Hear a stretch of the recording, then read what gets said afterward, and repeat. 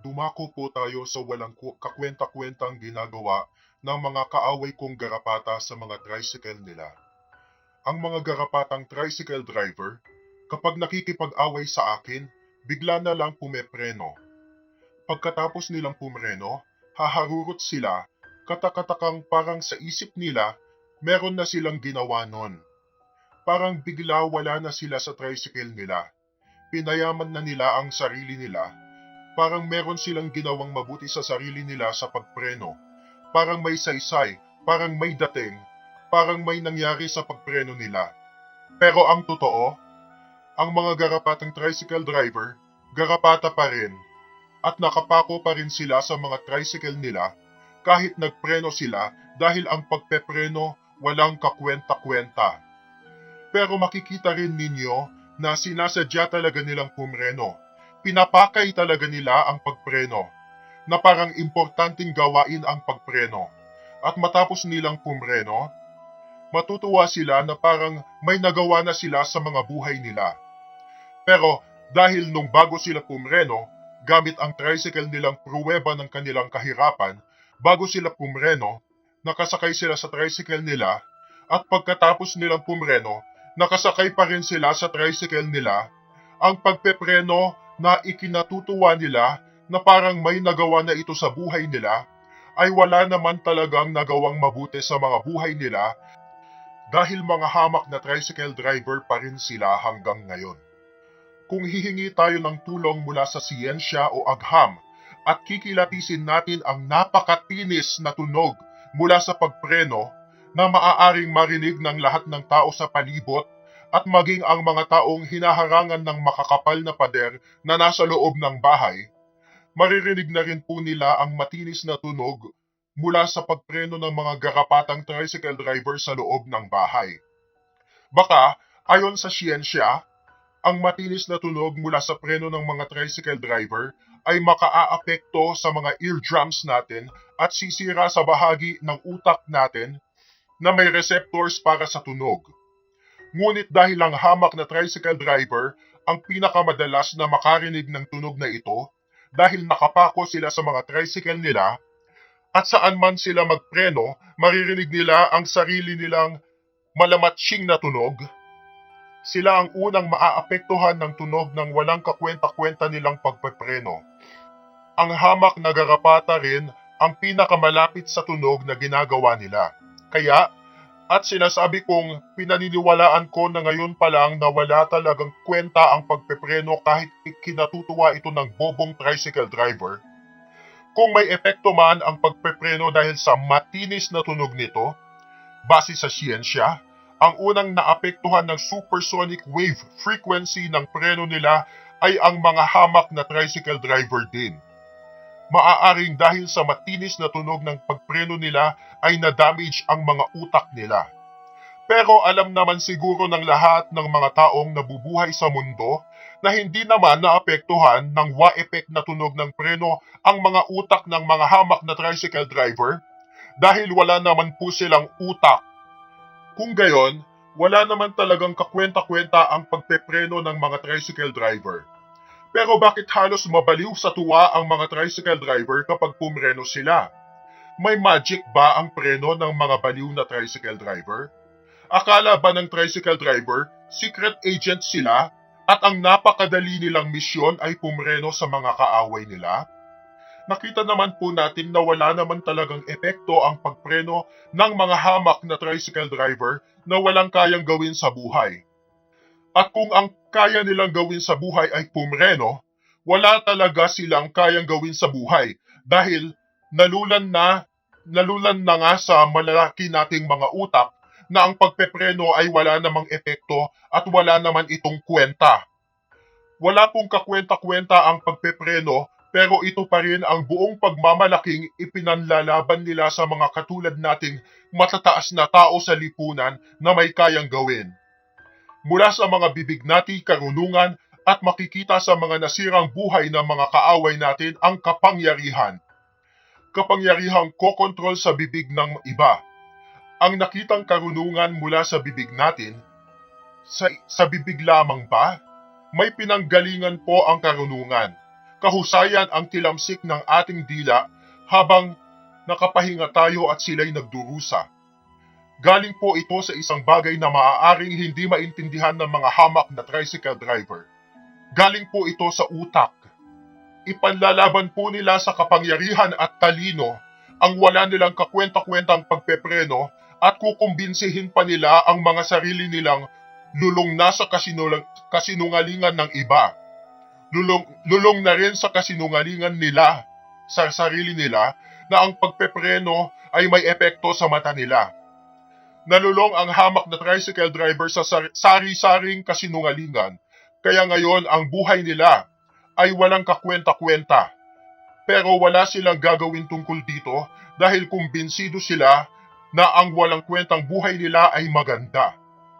Wala pong nangarap na maging tricycle driver sila, kundi yung mga tricycle driver mismo dahil niloloko nila ang mga sarili nila.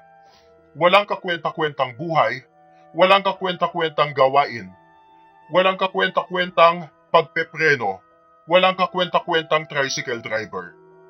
Kapag pinakitaan natin sila ng kapangyarihan dahil kamag-anak natin ang mga politiko at talino dahil pinag-aral tayo sa magandang paaralan ng mga politikong yon, kapag pinakitaan natin sila ng kapangyarihan at talino, ang mga hamak na tricycle driver, papakitaan tayo ng walang kakwenta-kwentang pagpepreno. At sila pa ang magmamalaki sa atin dahil daw kaya nilang pumreno. Paulit-ulit pa nilang gagawin ito hanggat hindi na itatatak sa utak natin na wala silang kwenta. Paulit-ulit nilang gagawin ang wala nilang epektong pagpepreno. At paano sila pepreno kung wala sila sa tricycle nila? Ang simbolo ng kahirapan ng buhay nila. Ang walang kwentang trabaho ng tricycle driver na kahit hindi marunong bumasa o sumulat o magsalita ay kayang maging hamak na tricycle driver. Gamit ang tricycle nila, pepreno sila ng paulit-ulit. Walang kwenta ang pagpepreno, walang epekto ang pagpepreno. Kapag paulit-ulit nilang ginawa ito, paulit-ulit na walang epekto, paulit-ulit nilang pinapakita na wala silang kakwenta-kwenta. Bakit gagawin nila ito? Nanlilimos na naman sila siguro ng awa mula sa mga taong bayan. Awang wala ring kakwenta-kwenta, kundi ang paghahamak sa kanila dahil sila'y kaawa-awa. Mamaya ulit, pepreno ulit sila. Wala na namang epekto. Paulit-ulit, papakita nilang wala silang kwenta. Walang kwenta ang mga tricycle driver. Walang kwenta ang mga pagpepreno nila. Wala naman talaga silang ginawa dahil ang pagpepreno ay walang epekto. Wala naman talaga silang magawa at paulit-ulit nila itong ipapakita. Ako, mag-isa, kaya kong tumalo ng isang buong barangay. At kung gusto kong mapagod, kaya ko ring tumalo ng isang buong lalawigan nang nag-iisa. Isa lamang ako, napakalaking epekto, at nakahiga lang ako sa kama ko. Walang effort, pero malaki ang epekto. Ang mga hamak na tricycle driver, wala nang ang kakwenta-kwenta ang mga pagpepreno nila, kakailanganin pa nila ang tulong ng buong liga ng mga tricycle drivers para magpreno sila ng paulit-ulit. Tulong-tulong pa silang lahat ng mga hamak na tricycle driver sa walang saysay nilang pagpepreno. Napakalaki ng kanilang effort pero wala namang epekto. Sa huli, sila pa rin ang magmamalaki na may nagawa sila. Bobo eh! Ang papalakpak sa kanila, bobo rin ba? Hindi po sila bobo. Bobo ba sila kung hindi sila tricycle driver? Inuuto po nila na manatiling tricycle driver ang mga yan para may tagahatid sila. Kaya ang mga tricycle driver, hamak sila habang buhay. Let's recap. Ako po, walang effort pero malaki ang epekto. Ang mga hamak na tricycle driver, napakalaki ng effort pero wala namang epekto. Biruin mo yon, wala nang kakwenta-kwenta ang pagpepreno, kakailanganin pa nila ang tulong ng ibang tricycle driver para gawin ang walang kagawa-gawa nilang tunog na pagpepreno. Hamak, nakabababang uri. Kapag sinabi mo kasing tricycle driver, kagad Alam na natin na hamak sila sa lipunan. Matalino ba sila? I highly doubt it. Do not even make me laugh. Makapangyarihan ba sila? Wala po silang kayang gawin dahil ang pagpepreno ay walang kayang gawin. Bobo ba sila? Kung isa lang siya, pero marami po ang mga tricycle driver. At kapag nagtulungan po sila, magagawa po nilang paulit-ulit kahit sabay-sabay na magpreno sa daan. Kapag nagtulungan po sila, gagawa po sila ng walang kakwenta-kwentang pagpepreno. Kaya opo, mga bobo po sila. Kaya naipaliwanag na natin sa mga taong malalaki ang utak at walang sariling mga mata para makita nila na ang tricycle driver ay hamak at sila dapat ang minamaliit. Kapag may tricycle ka, hamak ka. Ang tricycle ang simbolo ng kahirapan. At sa tuwing pepreno sila, inuulit ko, sa tuwing pepreno sila ng paulit-ulit, ang ginagamit nila ay ang mga tricycle nila. Lulan sila ng mga tricycle nila, simbolo ng kanilang kahirapan. Kaya sa tuwing pepreno sila, ang ginamit nila ay ang mga tricycle nila. Pinapakita ng mga tricycle nila na sila ay mahihirap, mga bobo at mga walang kayang gawin. At sa tuwing pepreno sila ng paulit-ulit, paulit-ulit ding pinapakita ng mga tricycle nila na mahihirap sila, mga bobo at mga walang kayang gawin. Hindi sila nag-aral maging engineer, kaya nasa loob sila ngayon ng mga tricycle nila. At ang tunog ng preno nila ay mula sa mga tricycle nila, simbolo ng paghihirap nila. At mamaya, dahil bobo sila, uulitin muli nilang ipahiya ang mga sarili nila dahil kahit wala silang maipagmamalaki, ay ipagmamalaki pa rin nila ang pag-uulit nilang magpepreno. Ang pagpeprenong walang epektong mabuti sa kanila, kundi gawing kaaway ang taong matalino at makapangyarihan na sisira sa buhay ng buong barangay.